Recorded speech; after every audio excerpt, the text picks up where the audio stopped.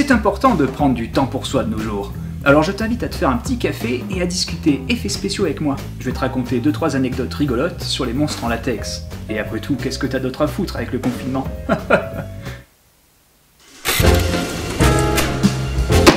Est-ce que tu savais que George Lucas a failli se faire décapiter par le requin des dents de la mer? Steven Spielberg avait invité ses amis Martin Scorsese et George Lucas à regarder le requin en avant-première avant le début du tournage.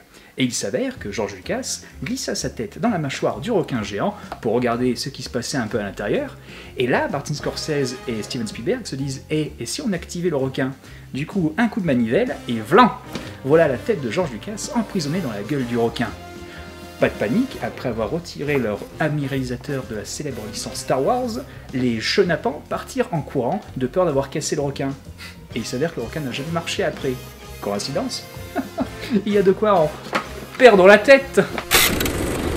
En parlant de tête, je vais vous conter une légende du cinéma. En 1995 sort le film Seven. Il y a la fameuse scène où Brad Pitt demande « Qu'est-ce qu'il y a dans la boîte ?» C'était donc la tête de sa femme, spoiler. Eh bien, c'était une tête en silicone de la comédienne Gwyneth Paltrow qui avait été créée spécialement pour le film Seven. Les comédiens Brad Pitt et Morgan Freeman ont refusé catégoriquement de montrer la tête dans la boîte, ce qui aurait cassé complètement le cliffhanger et toute la tension de la fin du film. Cette tête n'ayant pas servi à traîner pendant des années et des années dans les hangars au milieu d'accessoires inutilisés. En 2011, soit 16 ans plus tard, sort le film Contagion. Vous avez une scène d'autopsie avec Gwyneth Paltrow. Eh bien, il s'avère que c'est la tête en silicone qui n'avait pas servi pour le film Seven.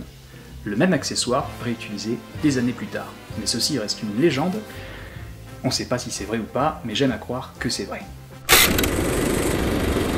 Certains réalisateurs sont connus pour être de tyrans avec leurs comédiens. C'est particulièrement le cas avec Sam Raimi, qui a torturé Bruce Campbell pendant de nombreuses semaines pendant le tournage de Evil Dead 2. Il s'avère qu'il a noyé son comédien sous des litres et des litres et des litres de sang. Et tout ce qu'il a trouvé à lui dire, c'est « si tu te noies, lève les bras ». Et la torture ne s'arrête pas là, car le faux sang était fait de grenadine et autres sirops. Et il s'avère que le liquide a attiré tous les insectes de la région, dévorant le pauvre Bruce Campbell, à coups de piqûres et autres mouches qui volaient ainsi de suite partout. C'était absolument terrible pour le pauvre comédien qui s'en est pris plein la gueule. Ça va, Sébastien? Impeccable. Ça m'a fait plaisir de prendre quelques instants avec vous. Je vous dis donc à très bientôt pour un autre Café Latex.